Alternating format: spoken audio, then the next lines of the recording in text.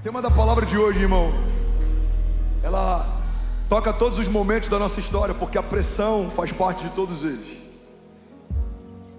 Pressão para prosperar, pressão para crescer, pressão para avançar, pressão dos inimigos, mas também de pessoas que te amam. A pressão não é necessariamente algo ruim. A ausência dela faz com que a gente se acomode. Então tem muito mais a ver com como a gente lida com a pressão do que com a pressão em si. Assim como os problemas eles existem para todo mundo. Então uma vida próspera tem muito mais a ver com como eu lido com os problemas do que com o que os problemas são de fato. O salmista, quando diz que o Senhor prepara uma mesa na presença dos inimigos e honra ele ungindo a cabeça com óleo e o cálice faz transbordar, ele está deixando claro que para quem caminha com Deus e tem uma firme convicção das promessas, os gigantes deixam de ser problema e eles passam a ser plateia. Para outros, os gigantes foram o fim da história. Eles desistiram quando os gigantes se levantaram, eles sucumbiram quando os gigantes vieram. Então você percebe que é você quem define o que os seus gigantes serão, problema ou plateia. É você que define o que a pressão será, combustível ou final da história. É você que define o que as promessas serão fábulas ou serão norte. Elas vão romantizar a tua jornada de fé ou elas vão nortear os teus passos.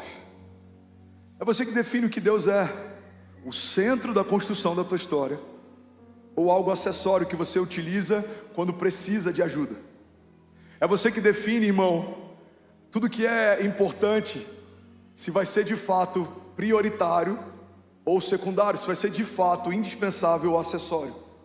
E à medida que a gente define aquilo que a gente define, a gente vai definir também que tipo de vida a gente vai ter.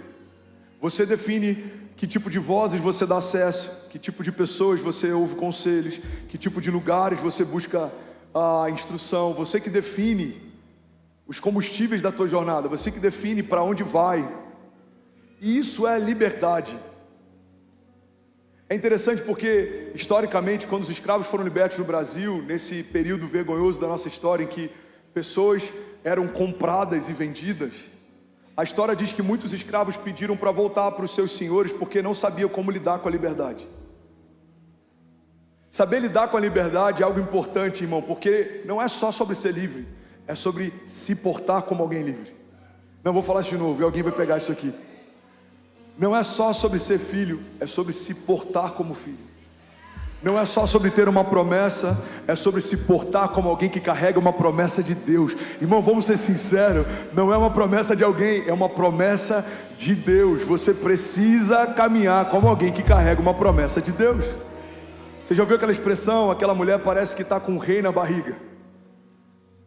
Por que essa expressão é usada? Embora haja um sentido negativo, mas a ideia é que alguém que sabe que carrega um príncipe se porta de uma forma diferente. A pergunta que a gente precisa fazer é: como deve se portar alguém que carrega a vida de Deus dentro de si? Como deve se portar alguém que carrega promessas de Deus dentro de si? Como deve se portar alguém que carrega uma esperança viva dentro de si? A gente não tem desculpas, irmão, para dizer que a gente parou por causa da pressão. Todos os discípulos enfrentaram pressão. Alguns foram decapitados, alguns foram crucificados de cabeça para baixo, inclusive, porque não queriam ser crucificados como o seu mestre foi. O primeiro mártir foi apedrejado, a glória de Deus brilhava sobre a sua face. A igreja foi perseguida desde o princípio. Nero tentou criar uma indisposição social, tacou fogo em um bairro inteiro e colocou a culpa nos cristãos. Os cristãos foram empalados e foram envolvidos em cera para serem utilizados como luzes para iluminar as cidades à noite. Cristãos foram lançados em covas. Não, a gente não pode usar a pressão como desculpa. A pressão que a gente enfrenta hoje é infinitamente menor do que a pressão que muitos cristãos enfrentaram um dia e enfrentam até hoje na janela 1040, em lugares perseguidos. Então a gente precisa entender que se tem gente que consegue se manter fiel com mais pressão do que o que a gente tem enfrentado, o problema não é a pressão. Faz sentido?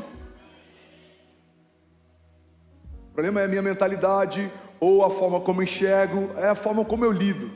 Pressão sempre vai existir, guarda isso, irmão. A pressão pode se tornar o teu combustível.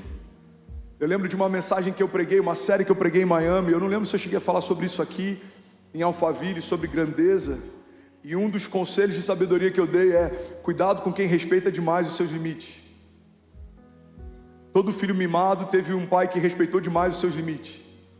Esse é o meu desafio como pai, porque a gente ama tanto, que a gente quer poupá-los de coisas que a gente não foi poupado, mas talvez por isso a gente se tornou quem a gente se tornou. Lembra daquele ditado, aquele provérbio oriental? Tempos difíceis criam homens fortes. Homens fortes criam tempos fáceis. Tempos fáceis criam homens fracos. Por isso que muitos herdeiros perderam herança, porque eles foram ensinados a ser herdeiros, mas não foram ensinados a serem homens de governo. Então herdaram algo de alguém que governava, mas ninguém ensinou eles a governar. Então, irmão, a pressão, ela é importante. Cuidado com quem respeita demais os seus limites. Cuidado com quem sempre tenta te trazer para um lugar de conforto. A história não é feita em lugares confortáveis. A história do novo nascimento, da redenção, da nova aliança, a história da igreja, a história do evangelho, começa numa manjedoura, termina numa cruz, num lugar emprestado. E o verbo vivo, o Filho de Deus, ele é sepultado no lugar emprestado. Ele enfrenta por 3 dias um período de ausência de vida, até que a voz do seu pai chama ele de volta da morte. Então o que a gente aprende com os evangelhos? O que a gente aprende com Deus? O que a gente aprende com a história de Jesus? É que a pressão sempre fez parte do ministério deles, mas a despeito da pressão, as promessas sempre se cumpriram. Levante suas mãos, declara isso comigo em nome de Jesus. Diga: a despeito da pressão, toda a promessa de Deus, diga, vai se cumprir.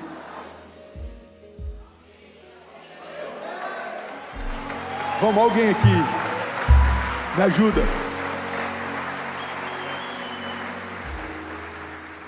A pressão pode ser um combustível. Se alguém já entrou no Fla-Flu, no Maracanã, na época em que tinha mais lugares do que tem hoje, você sabe muito bem do que eu estou falando. O Fla-Flu, irmão, é um patrimônio cultural do Brasil. Eu sei, aqui tem Corinthians e Palmeiras, mas nada se compara ao Fla-Flu. Tô brincando, mas é sério.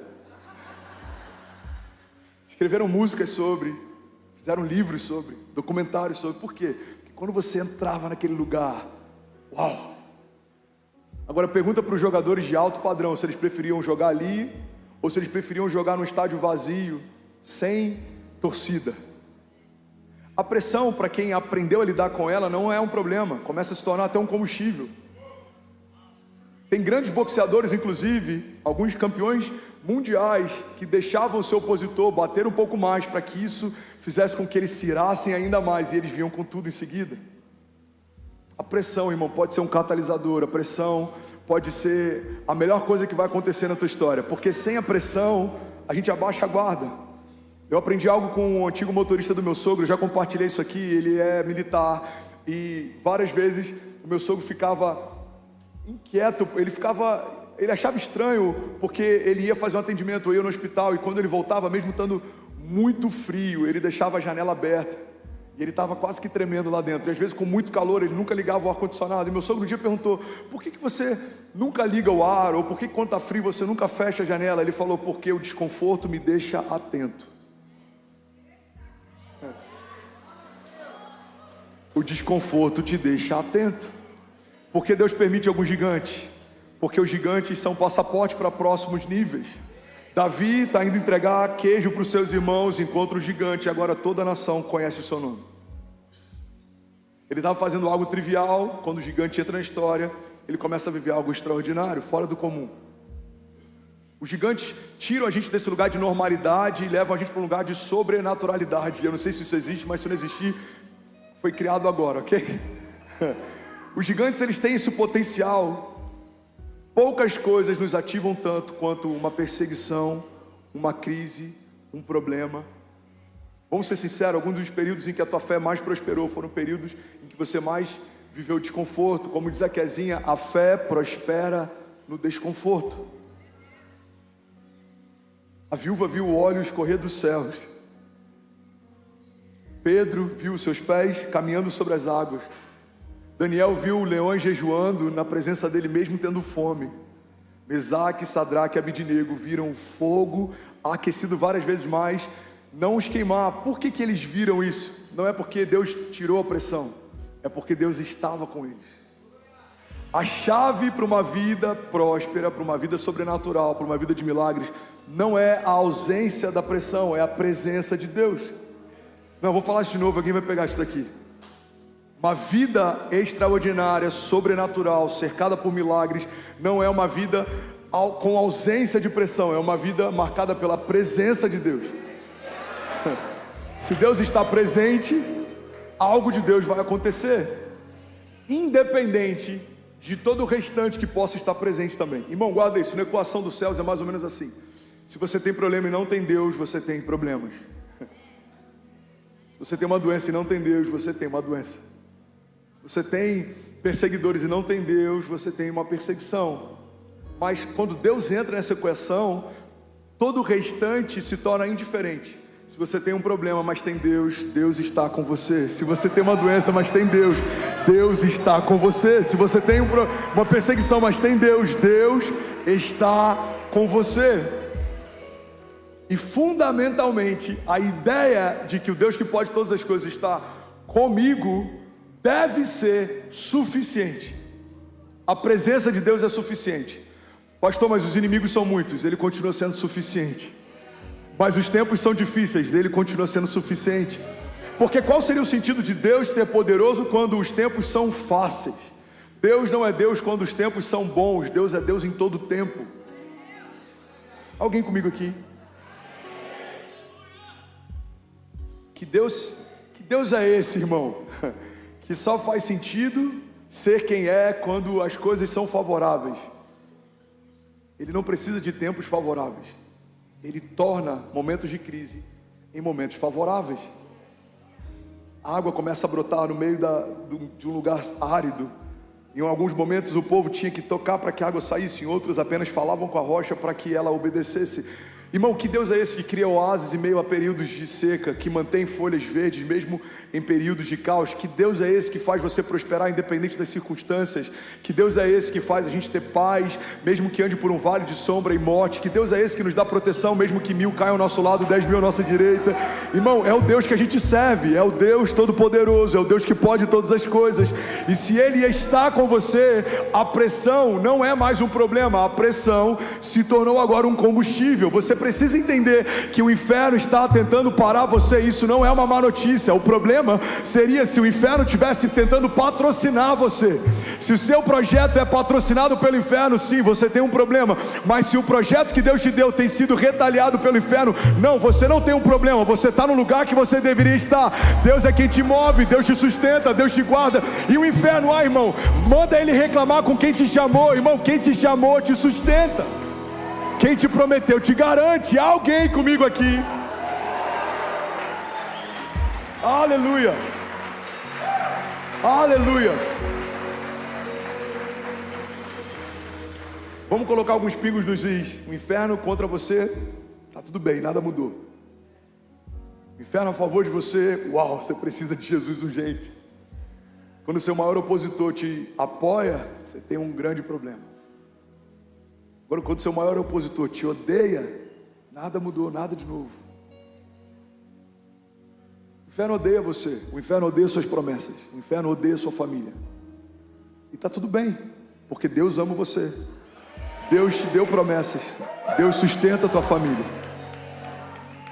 Você já deve ter ouvido aquele ditado que o problema não é o que falam de mim, mas quem fala de mim. Então a questão, irmão, você tem que entender, não é se odeiam as tuas promessas ou se tem tentado parar você. A questão é quem tem tentado parar você. É o inferno? Tá tudo bem. Tá tudo bem. Seremos opositores até o fim. A pressão sempre vai te envolver. A pressão, eu preciso voltar para esse lugar. Eu sinto que é o ponto de equilíbrio dessa mensagem. A pressão, ela pode ser uma coisa boa. Todo campeão olímpico enfrentou pressão. Todo iconoclasta enfrentou pressão. Todo homem que criou um mercado que não existia enfrentou pressão. Eu vou usar até alguns que não são homens de Deus necessariamente, mas que fizeram história. Quando Steve Jobs disse que criaria um celular que não utilizaria um teclado analógico, todo o mercado achou que ele estava louco. Inclusive foi um dos motivos da Nokia ter perdido liderança de mercado e ter perdido participação global, como perdeu. Existia um tempo em que a Nokia era uma das empresas mais exponenciais do mercado, mas ela achou ridícula a ideia de não utilizar teclados analógicos. O que acontece? Alguém que enfrentou pressão do mercado, pressão dos especialistas, pressão da crítica, criou um segmento que não existia. E hoje é difícil imaginar algo diferente do que aquilo que ele estabeleceu, porque é assim no início.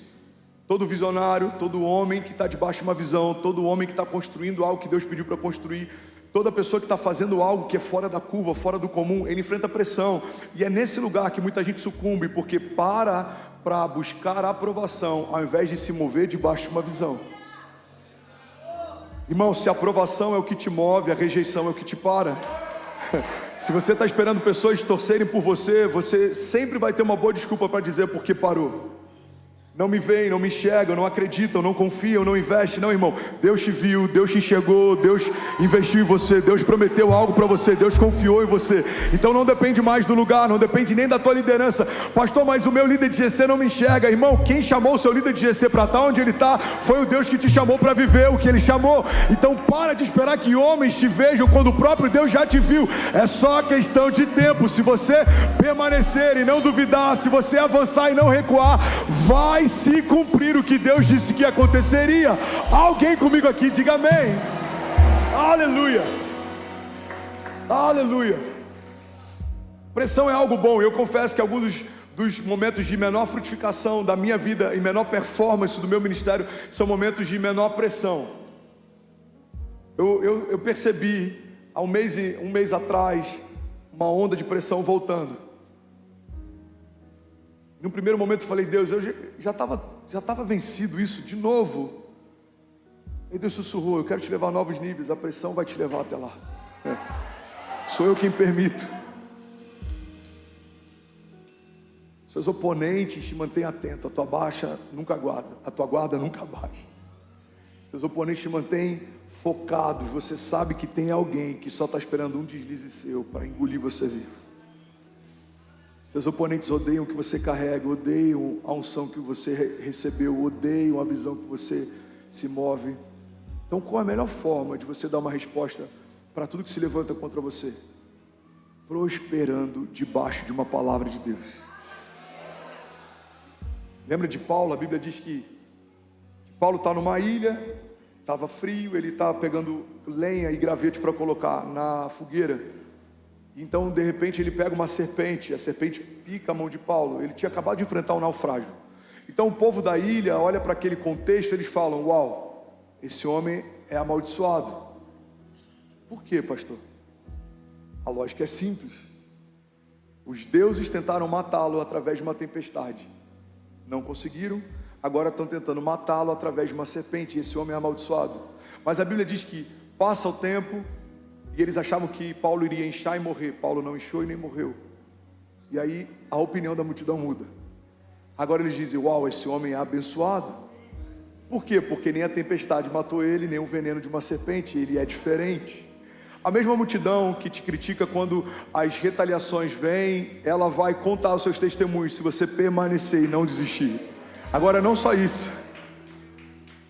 A multidão não só conta histórias. A multidão, ela quer usufruir do testemunho que você carrega. A Bíblia diz que depois então que Paulo permanece, aqueles homens começam a dizer, uau, esse homem ele é poderoso. E aí começam a trazer todos os homens doentes da ilha para que Paulo orasse por eles.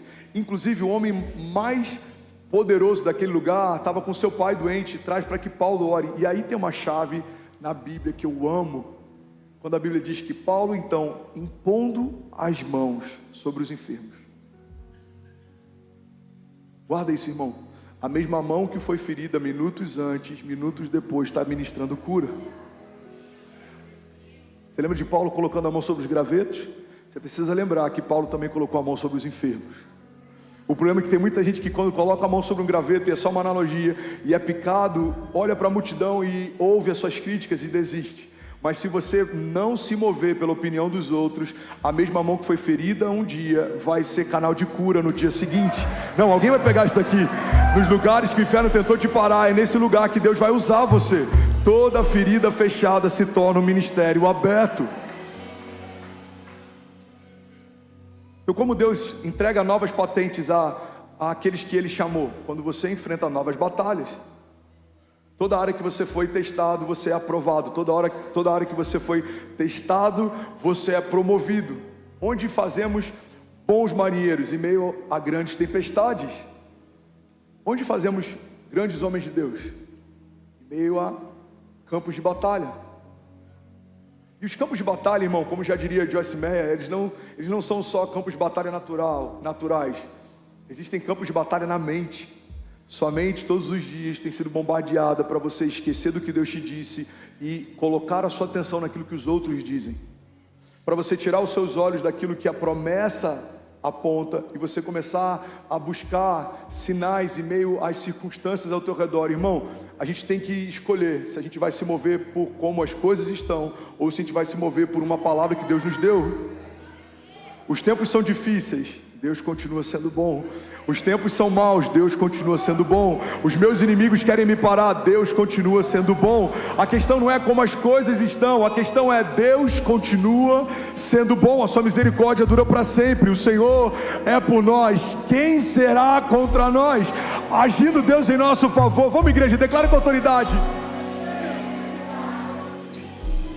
Então é sobre esse tipo de resiliência que a fé nos convida a ter. É como se a gente não ouvisse o que está sendo falado lá fora, porque existe uma voz falando bem alto dentro de você. Você é o meu filho amado, em quem eu tenho o meu prazer. Eu tenho promessas de vida eterna para você. Não olha para a direita e nem para a esquerda, continua olhando para mim. Eu sou o autor e consumador da tua fé. Eu sou o caminho, a verdade e a vida. Em mim tudo subsiste, tudo que você precisa de um toque meu. Eu satisfaço você, eu preencho todo vazio, eu cesso toda dor, eu cesso toda tempestade. Eu sou aquele que o vento e o mar obedecem. Alguém está comigo aqui? Diga, eu creio. Diga que para suportar a pressão, eu preciso de mais de Deus. Irmão, você não precisa de menos pressão, você precisa de mais de Deus. Você não precisa de menos pressão, você precisa de mais presença. Você não precisa de menos pressão, você precisa de mais autoridade. Você não precisa de menos pressão, você precisa de mais lugar secreto. Você não precisa de menos pressão, não. Você precisa de mais profundidade na palavra. Você não precisa de menos pressão, você precisa de mais palavra revelada. É interessante que normalmente a nossa mente pede para que a pressão diminua, quando a mentalidade do céu pede para que as realidades dos céus aumentem.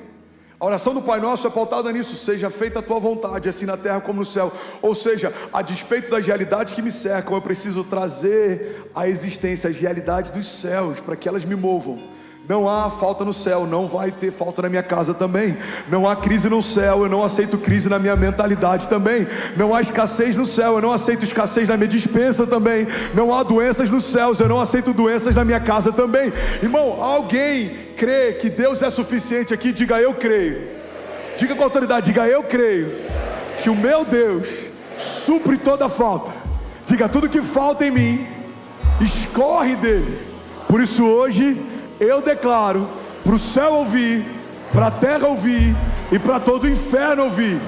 Diga, a despeito das pressões, eu e a minha casa serviremos ao Senhor. Avançaremos em fé, romperemos em fé, prosperaremos no dia mau. Diga, andaremos sobre as águas e viveremos ainda esse ano o maior romper da nossa história. Em nome de Jesus. Você pode celebrar Jesus no seu lugar. Aleluia. Aleluia. Aleluia. Pastor, mas os dias são difíceis. Deixa eu te dar uma boa notícia. É o melhor período para semear. Você tá falando aquilo que os economistas dizem, que a gente tem que comprar ao som dos tambores e vender ao som dos violinos. Não. Eu não estou falando de mercado financeiro, eu estou falando de reino de Deus.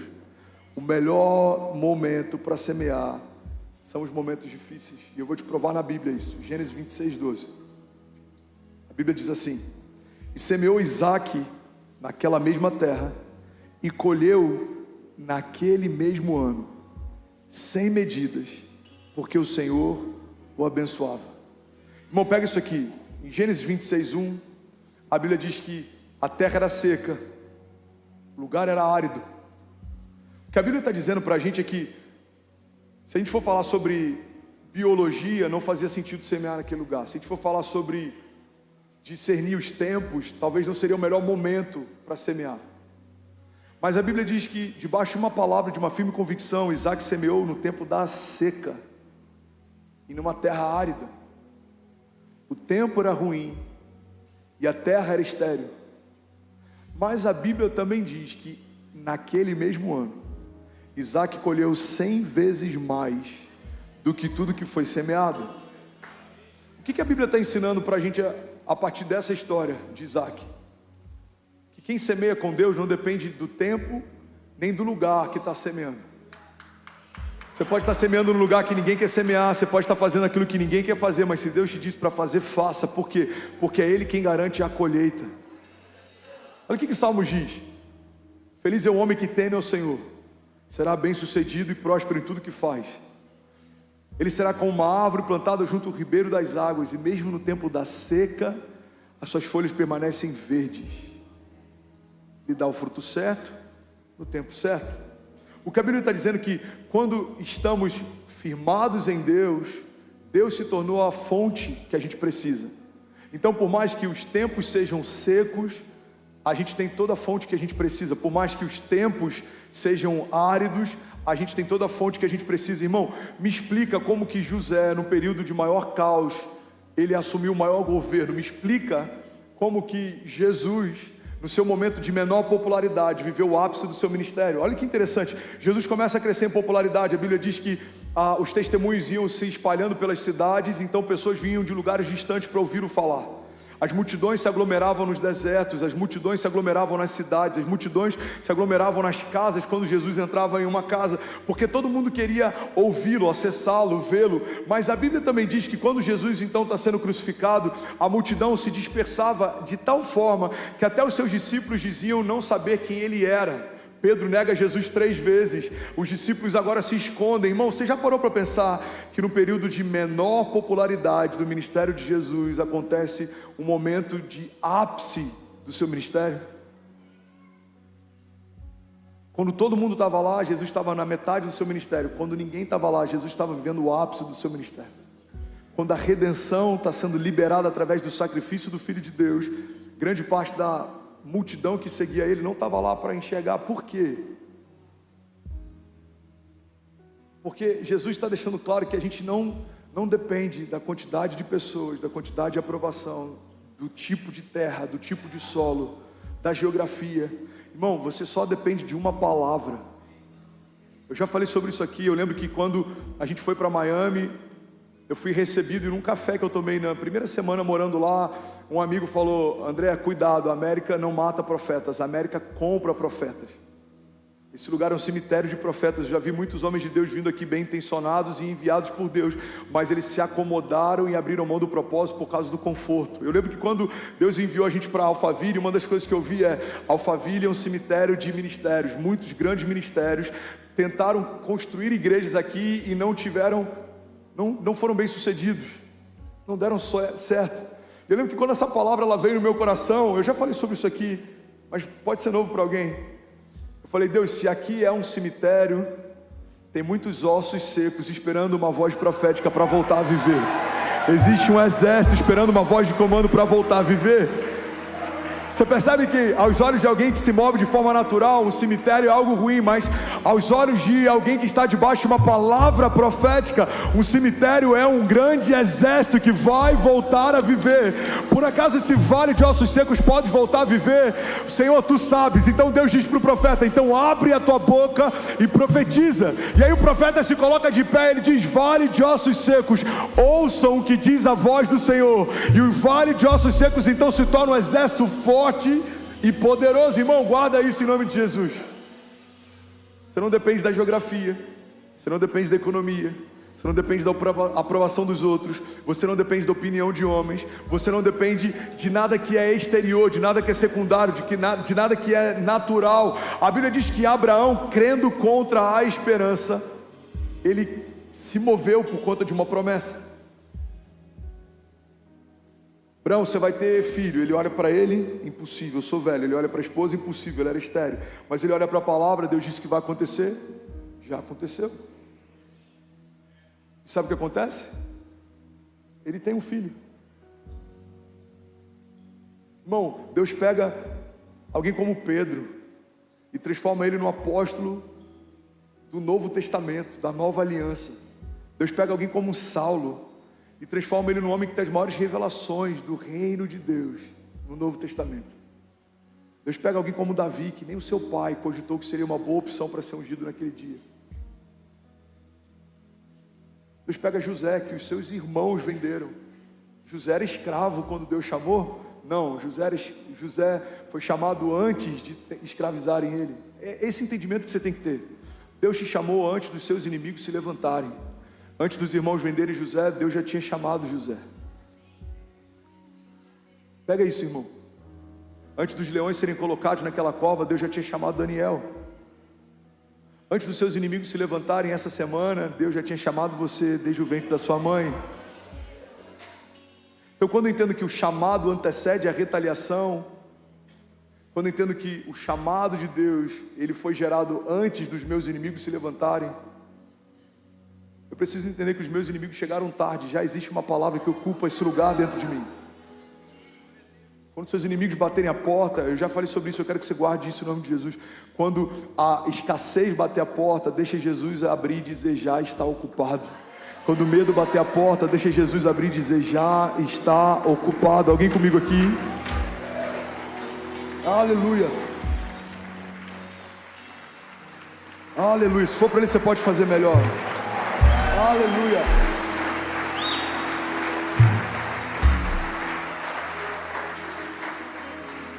Isaías 61:1 diz: o Espírito do Senhor soberano está sobre mim, pois o Senhor me ungiu para levar as boas novas aos pobres.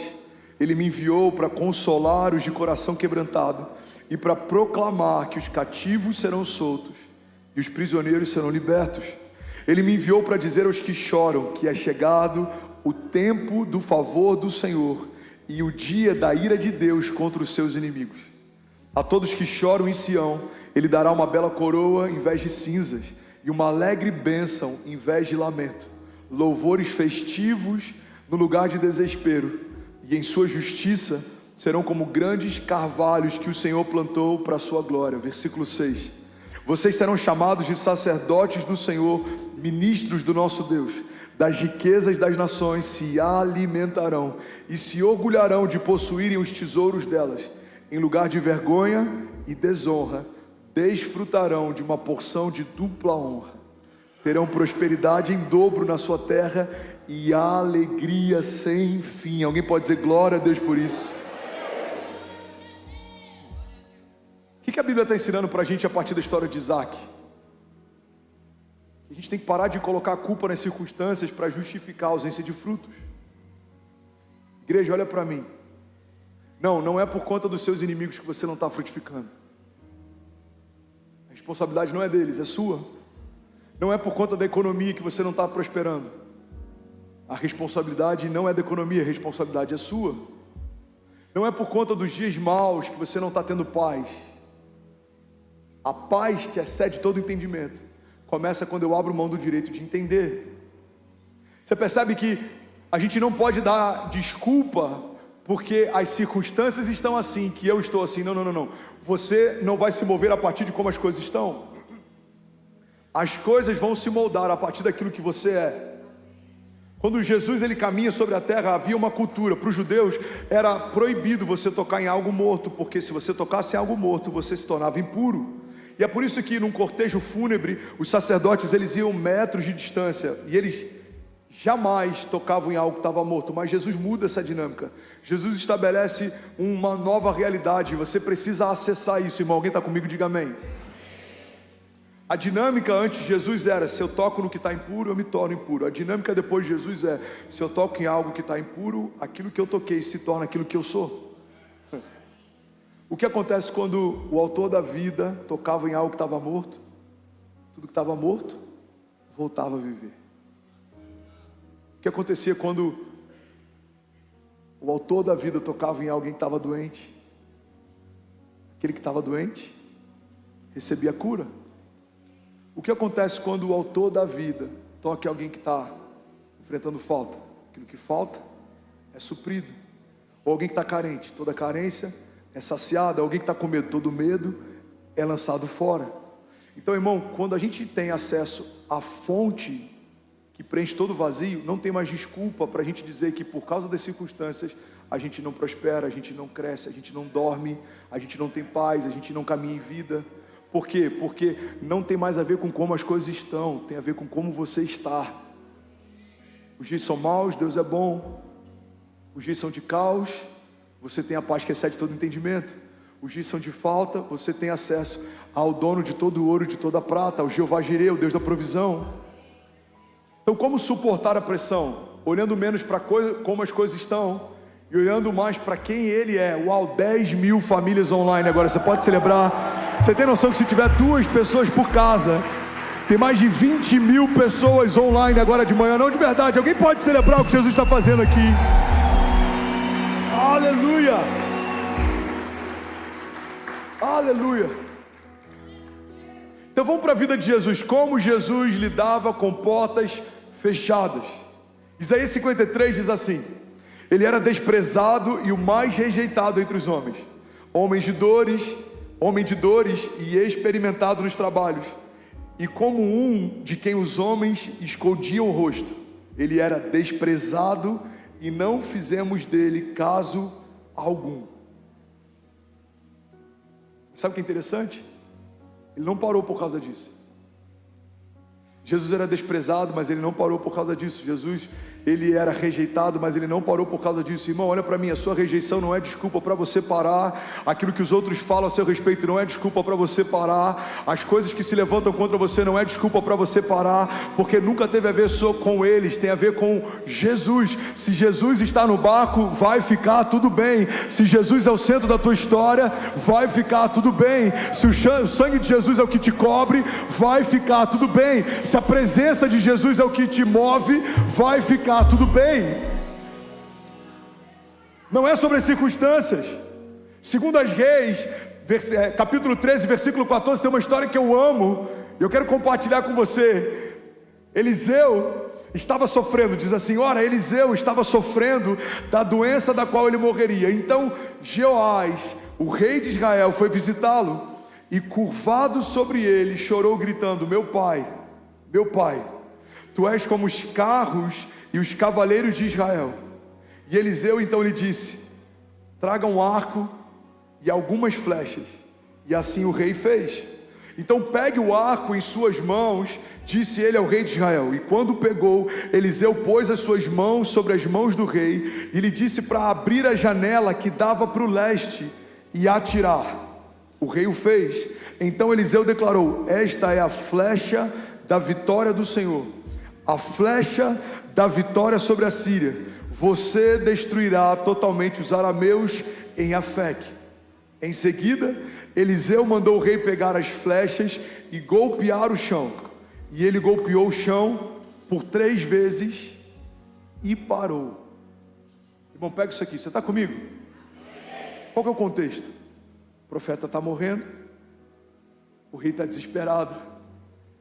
Ele vai até um homem de Deus, porque todo homem sábio busca em Deus conselho, sabedoria, direção. Então é isso que o rei faz. O rei vai até o leito de Eliseu. Ele fala: meu pai, você está partindo, você vai morrer. Eu imagino que ele está indo em busca de uma bênção, ele está indo em busca de uma palavra, ele está indo em busca de uma direção. E é exatamente isso que o profeta dá para ele. O profeta fala: rei, pega flechas e o arco, abre a janela e lança uma flecha.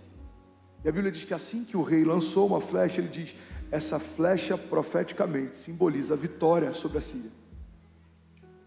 Aí ele fala: agora pega as flechas e golpeia o chão.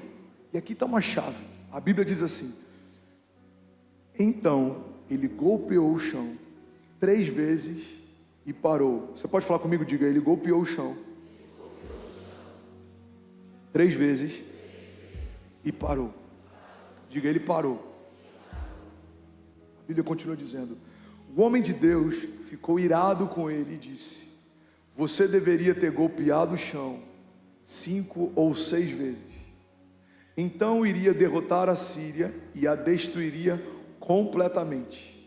Mas agora você a derrotará somente 3 vezes. Pastor, eu estou mais perdido do que cego em tiroteio. Eu vou te explicar. Quando você está debaixo de uma palavra profética, existe uma chave. E eu quero que você guarde ela hoje. Você só vai parar quando Deus te disser para parar. Não, pega isso aqui, me ajuda a pregar. Fala para quem está do seu lado. Você só vai parar quando Deus te disser para parar. Agora fala para quem está do outro lado. Fala com cara de profeta. Fala, você só vai parar quando Deus te disser para parar. Sabe o que a gente aprende com esse momento na história?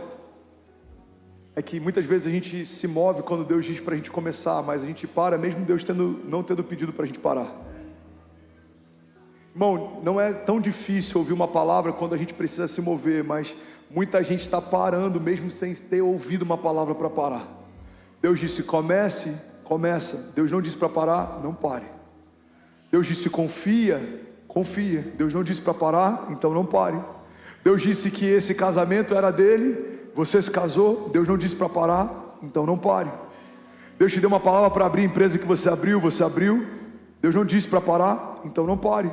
Deus te deu uma palavra para o ministério que você carrega. Você começou o seu ministério. Deus não disse para parar, então não pare. O problema é que muita gente ouviu Deus quando começa algo, mas mesmo sem ouvir Deus, parou algo. Eu lembro que na América, muita gente que eu recebia vinha com uma palavra: pastor, a gente tem uma palavra de Deus para vir para a América, a gente vendeu tudo no Brasil, a gente veio. Uau, glória a Deus, Deus te abençoe, bem-vindo. Aí dava 4 meses, a família não se adaptou, o dinheiro acabou. Pastor, Deus deu uma direção que a gente precisa voltar. Irmão, Deus não é bipolar, a gente precisa assumir que a gente desistiu. Não foi Deus que mudou de ideia, a gente desistiu. Porque se Deus te disse para fazer algo, faça. Mas se Deus não disse para parar, não pare. Se Deus te disse para começar algo, comece. Se Deus não disse para você abortar, não aborte. Se Deus te disse para se lançar em algo, irmão, se lance. Se Deus não te disse para voltar atrás, então não volte. Não é difícil, no reino de Deus é basicamente assim: Deus disse para fazer algo, faça. Deus não disse para fazer nada, não faça nada. Se Ele disse para correr, corra. Se Ele disse para andar, antes. Se Ele disse para voar, voe. Mas se Ele não disse para parar, não pare. Não pare. Não desista. Não retroceda. Não se compare. Não olhe para o lado. Não desanime. Não busque aprovação. Não espere que outros te vejam como Ele te vê. Não pare. Deus me deu uma palavra para Alphaville, estou debaixo dessa palavra. Enquanto não acontecer, não vamos desanimar. Enquanto não se cumprir, nós não vamos recuar. Mas os outros dizem, tanto faz o que eles dizem. Deus disse algo primeiro. Mas os outros pensam, tanto faz o que eles pensam. Eu tenho pensamentos de Deus que falaram comigo primeiro. Irmão, existe uma palavra que te move. Alguém está comigo? Diga amém. Só pare se Ele disser para parar. Diante dos ataques, irmão, você precisa decidir. O que te reveste? Quais são suas armaduras? O que te protege? O que te guarda? Qual é o teu refúgio? Isso é uma decisão, você sabia? Você precisa decidir todos os dias. Quando você sai de casa, você precisa decidir. O Senhor é a minha armadura, Ele me guarda. O Senhor é o meu bom pastor, de nada terei falta. O Senhor me justifica. O Senhor me guia. O Senhor tem algo para mim nessa semana. O Senhor tem pensamentos de paz e não de mal. 1 João 5,4 diz: o que é nascido de Deus vence o mundo. E essa é a vitória que vence o mundo, a nossa fé. Agora tem um princípio básico, eu vou finalizar aqui. Alguém recebeu algo de Deus nessa manhã? De verdade. Louvor pode subir. Pega isso aqui, irmão.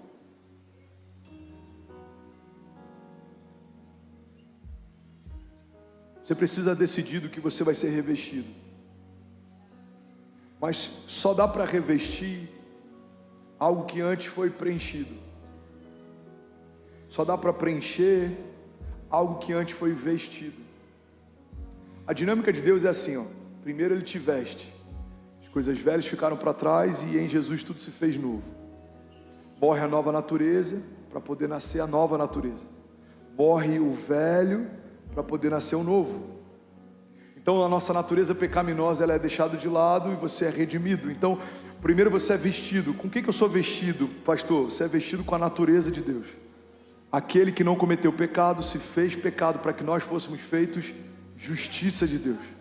Você foi vestido com a justiça de Deus, você foi vestido com o sangue de Jesus, você foi vestido com uma nova natureza, você foi vestido com uma nova aliança. Alguém comigo aqui? Esse é o momento que os carismáticos celebram. Tem algum carismático aqui? Tem algum pastor aqui? Tem algum intercessor aqui? Tem alguém do staff aqui? Tem algum voluntário aqui? Alguém? Então você foi vestido. Mas o Evangelho não diz respeito só à morte do novo. O Evangelho diz também respeito ao preenchimento. A morte do velho, mas também ao preenchimento do novo. Não diz respeito só a você não ter o que você tinha, mas diz respeito a você carregar algo que você nunca carregou. Então você é vestido de uma nova natureza, mas agora você também é preenchido com a vida de Deus. Aí sai uma mentalidade de morte, entra uma mentalidade de vida. Sai uma mentalidade de escassez, entra uma mentalidade de abundância. Aí sai pensamentos de morte, sai pensamentos de mal, começa a entrar pensamentos de vida, pensamentos de paz. Aí sai uma mentalidade da terra, começa a entrar uma mentalidade dos céus. Alguém comigo aqui? Aí sai toda a força do seu braço, começa a entrar favor e graça. Aí agora sai todo mau testemunho, começa a entrar novos testemunhos, milagres, sinais, maravilhas. Então você não só foi vestido com as vestes de Deus, mas você agora foi preenchido com as realidades dos céus. E aí acontece a terceira etapa. Aquilo que foi vestido um dia, preenchido um dia, agora é revestido. O que é o revestimento de poder? São as armaduras de Deus. Efésios 6. Vocês precisam se revestir com as armaduras de Deus para permanecer firmes no dia mau. Porque certamente o dia mau ele vem, certamente as pressões elas vêm, certamente o inimigo se levanta, certamente as dúvidas elas vão tentar nos abater, certamente as opiniões vão tentar nos parar, mas o quão revestido você está, o quão firmado você está, o quão encoraçado você está, irmão, você precisa colocar o capacete. Porque muitos dados vão tentar afetar a sua mentalidade, a sua visão. Você precisa colocar a couraça da justiça, porque muitas coisas vão tentar setar o teu coração, vão tentar parar os seus órgãos vitais. Você precisa estar calçado, porque tem lugares que você vai andar que eles são cheios de espinhos. Tem lugares que você vai andar que eles vão tentar parar você, ferir teus pés, cansar você. Você precisa estar renovado. O óleo que é derramado sobre a sua cabeça faz com que os inimigos que tentem te pegar não consigam. Você se tornou escorregadio. Os seus inimigos tentarão te parar, mas eles não te alcançarão. Eles te perseguirão, mas não te encontrarão. A Bíblia diz: revesti-vos, pois, de toda a armadura de Deus, para poder permanecer firmes no dia mau. A gente tem que se revestir, irmão. Como que eu me revisto, pastor? Ouvindo uma palavra no domingo? Não, a palavra ela gera vida, ela te abençoa, ela te inspira. Mas tem mais do que ouvir uma palavra. Tem a ver com a gente mergulhar na palavra. Deus é a palavra. A palavra não contém Deus, a palavra é Deus. Você precisa se encher da vida de Deus, se encher da palavra de Deus. Você precisa se revestir das armaduras de Deus. Você precisa beber das fontes de Deus. Você precisa estar tão cheio, irmão, que quando as pressões vierem tentar te parar, não tem espaço vazio dentro de você, já foi preenchido. Quando as mentiras baterem a porta, a verdade de Deus já preencheu você. Quando os inimigos tentarem parar você, você vai olhar para eles e vai lembrar: maior é o que está em mim do que tudo que se levanta ao meu redor. Aleluia. Então levante suas mãos, declare com autoridade, diga: eu preciso ser revestido da palavra. Diga: tudo que eu preciso está em Deus. Salmos 37:3 diz: confie no Senhor e faça o bem, assim você desfrutará na terra de segurança. Deleite-se no Senhor e Ele atenderá os desejos do seu coração. Entregue os teus caminhos ao Senhor, confie nele e Ele agirá. E Ele deixará claro como a alvorada que você é justo, e como o sol do meio-dia que você é inocente. Então descanse no Senhor e aguarde por Ele com paciência. Salmos 34:4 diz: busquei o Senhor e Ele me respondeu, livrou-me de todos os meus temores. Porque os que olham para Ele estão radiantes de alegria, os seus rostos jamais mostrarão decepção. Esse pobre homem clamou e o Senhor ouviu e o libertou de todas as suas tribulações, porque o anjo do Senhor é sentinela ao redor daqueles que o temem e os livra. Então provem e vejam que o Senhor é bom. Como é feliz o homem que nele se refugia. Temam o Senhor, vocês que são seus santos, pois nada falta àqueles que o temem. Alguém pode dizer glória a Deus por isso? Então fica de pé no seu lugar. 2 Coríntios 4,16 diz: por isso nós nunca desistimos. Ainda que o nosso exterior esteja morrendo, o nosso interior está sendo renovado a cada dia, pois as aflições pequenas e momentâneas que agora enfrentamos produzem para nós uma glória que pesa mais do que todas elas e durará para sempre. Portanto, não olhemos para aquilo que agora podemos ver. Em vez disso, fixamos o nosso olhar naquilo que não se pode ver, pois as coisas que agora vemos logo passarão, mas aquelas que nós não vemos durarão para sempre. Alguém pode dizer glória a Deus por isso? Hebreus 10:36, vocês precisam perseverar, de modo que quando tiverem feito a vontade de Deus, recebam aquilo que Deus prometeu. Salmos 27:14 diz: espere no Senhor, seja forte, coragem, espere no Senhor. Levante suas mãos, feche teus olhos. Salmos 9:9 diz: o Senhor é refúgio para os oprimidos, uma torre segura na hora da adversidade. Os que conhecem o seu nome confiam em ti, pois tu, Senhor, jamais abandona aqueles que te buscam.